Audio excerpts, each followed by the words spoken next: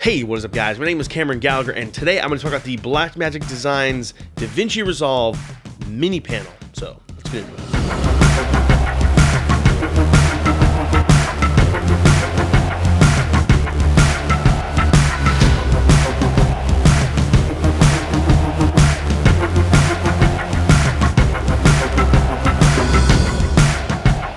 So for years, professional colorists have used things called control surfaces, and up until pretty much as recent as a few years ago, control surfaces were incredibly expensive and pretty much only used at the very high-end level. And basically what a control surface does is it allows you, the colorist, to have more of a physical hands-on experience when color grading. Now what that really means is it allows you to physically move the sliders and wheels, and it kind of keeps your hands off the keyboard and mouse. Now if you're a video editor, this is a lot like having an editor's keys keyboard or some type of video editing keyboard where it allows you to easily move between shortcuts and different tools that you may need more often than not.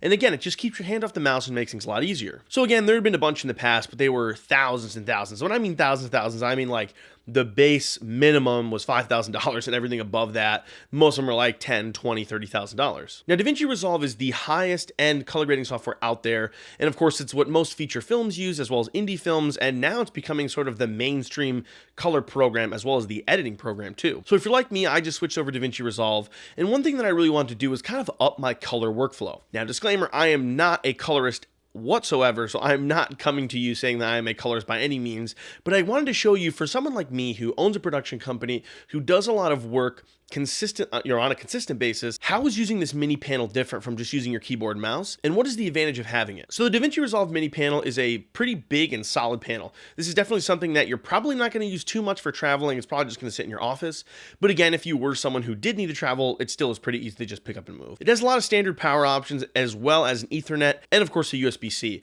which I'm so glad they used USB-C. Now, one of the big things about the mini panel over the micro panel is the fact that it does have two actual screens.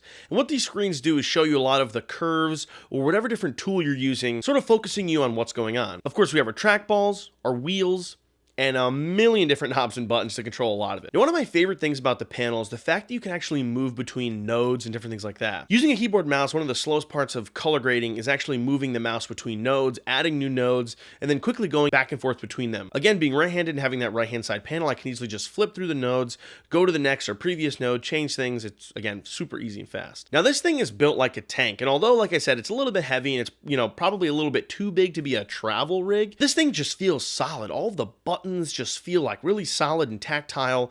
I feel like when I'm moving the wheels, they're moving slowly and I'm getting the adjustments that I want. This thing actually makes me want to use the wheels. I was never a big color wheel person. I always like using curves and things like that.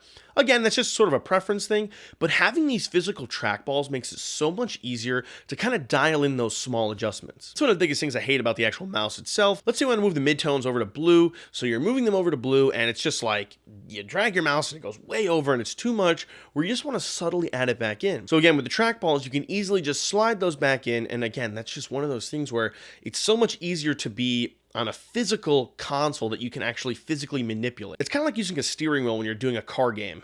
Yes, you can use your typical controller to actually drive the car, but it's a lot easier to have that ease of use and that easy motion that we're used to. Now, I'm not going to go into all the features of the mini panel because, of course, there is a million. You can find all of that information on Davinci Resolve's website below. But today, I really wanted to show you guys what kind of workflow difference this can do. So what I'm going to do is I'm going to jump over to the computer and we're going to grade a couple different clips, and I'm going to kind of show you how this can change your workflow and how I've been using it to color grade. All right, guys, so you can see here I have a camera up here showing me what is going on down here, and I'm going to have this on screen kind of hidden somewhere, but I wanted to kind of show you guys how the panel works. And again, I'm not going to go super in depth into like every single thing on here and like every little thing. I just kind of want to show you guys sort of the basic thing and how you can like, just sort of the way this changes your workflow. So with these R3D files, I started in the raw tab. Now I did change it from clip, from project or red default to clip, just so I can, use it.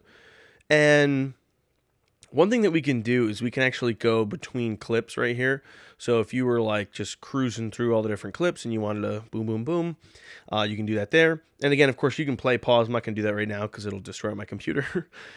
But again, these are where like some of the main controls are on your right-hand side here. So for us, what I like to do is up here, I can actually add the nodes. So in this case, I'm going to add a few serial nodes, and then I'm going to use the previous and next to move between them. Again, super handy. I like to add a couple nodes to begin with. You can also click the full viewer, so if we wanted to like check our clip back, which we'll use in a minute. Also things like reference, or if you wanted to like take a still, which we'll talk about in a minute. But anyway, so let's get into it. So this clip looks pretty good white balance wise. You can see here over in the scopes. Oops, I'm pointing. We can see it looks pretty balanced. Although I want this to look different. So what I'm going to do is I want this to look like it was maybe like a really dramatic sun, you know, like that blue hour type thing. So sun's gone. So what I'm going to do is I'm going to mess with the ISO. So I'm going to bring the ISO down to about 200 for now. And that's the only thing I really want to do in the raw setting. So what now I'm going to do is I'm going to go over to the primary. And again, you can see this changes our screens to a lot of the primary stuff. So things like our lift gamma. Of course, we could go between log, offset, RGB mixer. Me personally, I like to just use the primary wheels. Of course, if you're doing something like log footage, which this is not, we're using the gamma, like LUT basically. If you were using something like log footage, you could just use the log wheels. But yeah, it's easy. You just click that and you get right here. So one of the biggest things that's nice about the panel is the ability to do multiple things at once. So on this first node here, what we're going to do is I want to really crush these blacks, but I also want to bring down the midtones at the same time. And then I can actually bring the highlights down, maybe while bringing my midtones up ever so slightly. So we can see this is pretty far underexposed. And that's one of the biggest things that you can't do with your keyboard and mouse. You can't do multiple things at once. Where on here, you can manipulate several things at once. And again, it's cool. It works. It makes it easier to see. So let's kind of check out what we can do here. What I really want to do is I want to make this again look like it's that blue hour. So I'm going to move my trackball here of my gain, which is my highlights, over to this blue. And I might even bring my midtones that way. Or you know what? Actually, I want to keep his midtones a little bit warm. I'm actually going to push those warm. Yeah, right about there. And then I'm going to push these very drastically, which you're going to say, whoa, that looks like crap. Trust me, I know. We're going to do something to it in a minute. So I'm going to bring those blues pretty far down. You can see it's starting to add a little bit of a nasty looking tint. And then again, we'll kind of keep those highlights down in those blues as well. So this looks like garbage, right? Kind of. The exposure I like the color cast. Actually, I'd probably bring these highlights down even more. Yeah, something like that. So again, really moody, underexposed. So now what we're going to do is we're actually going to go, or actually one thing I'd like to do probably too in this, let's say it's like a documentary type thing. This mid-tone detail knob is pretty cool. This adds a lot of the, I mean, it's kind of like the clarity. If you're a photographer and you've ever used that, you can kind of see if we go to our full screen here, our mid-tone detail adds a lot of this like mid-tone contrast. I like to crank this thing up sometimes if I'm really showing off something. So like if I want to really get, bring out the texture in his skin right around here and stuff like that, I can just crank up that mid-tone detail. I could also add contrast. Ooh, actually I like a little bit of that contrast. I'd probably pull back the saturation just to hint right there. Anyway, so let's get out of the full viewer. And then what I want to do now is I want to go to the curves. So I'm going to click on curves. And of course, you can see all of our curves here, hue versus hue, hue versus saturation, luma, whatever. So we're going to go to luma versus saturation. Now, what this thing does is over here are our shadows and blacks, and over here are our whites, everything in between. And this is its level of saturation. Saturated, less saturated. So what I'm actually going to do is I'm going to take these blacks and crank them all the way down. And that gets rid of that nasty color cast that was on there before. And I might actually bring the saturation overall back up just a little bit. So what that does is it makes our black levels over here, and again, if I bring it back to the viewer, it makes all those black levels completely black, no saturation, but it keeps that kind of, saturation everywhere else. Cool. So let's say that we actually really like this, and we're like, awesome, this looks good.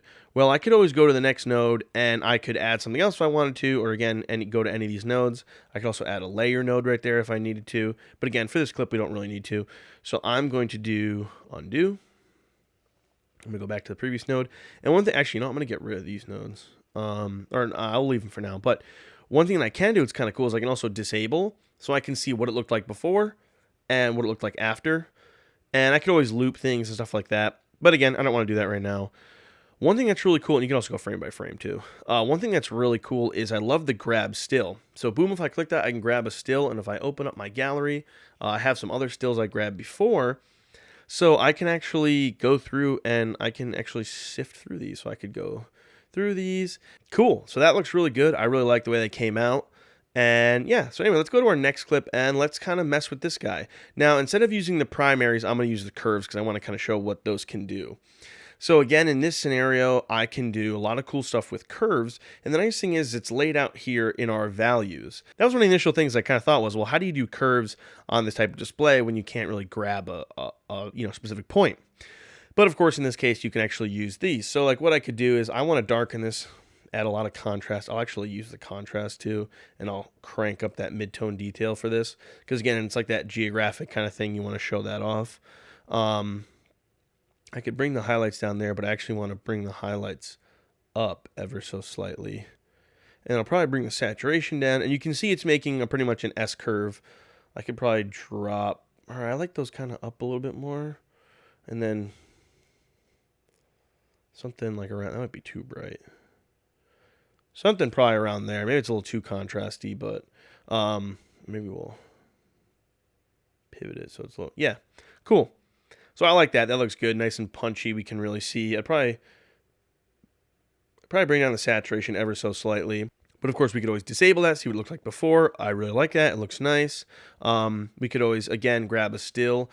So anyway, guys, that's pretty much what a lot of the panel can do. I mean, obviously, the panel can do a lot more. I don't want to say that, the panel can do a lot more.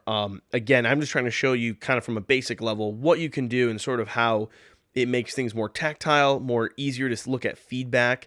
That's one of the biggest things for me is being able to move these dials at the same time and then see at the exact same moment how it's working with exactly what I'm changing and all that kind of stuff.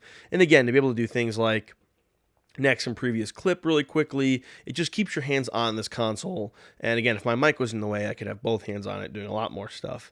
But again, it's just like, you can see, especially on this first clip, it's boom, just so easy to go in, change these things, boom, you're done, next one, grab still. Anyway, guys, so back over to me. All right, guys, well, I hope you enjoyed this video, and be sure to stay tuned because I don't know if you noticed, but I'm using some different lights than I normally do. You can see a little bit of color here. I actually have some RGB lights from Luxley, so be sure to stay tuned. I'm going to have that episode coming very soon. We also have a short film I'm going to be working on very soon. I'm going to be breaking down a lot of the behind the scenes on how we shot it, the lights we used, how we lit stuff. It's a lot of cool stuff coming soon, so be sure to subscribe down below if you aren't already subscribed. And if you do want to pick up the Blackmagic Designs mini panel, be sure to check out the link in the description below. All right, guys, well, thanks again for watching. Subscribe, like, comment, and I'll catch you guys later.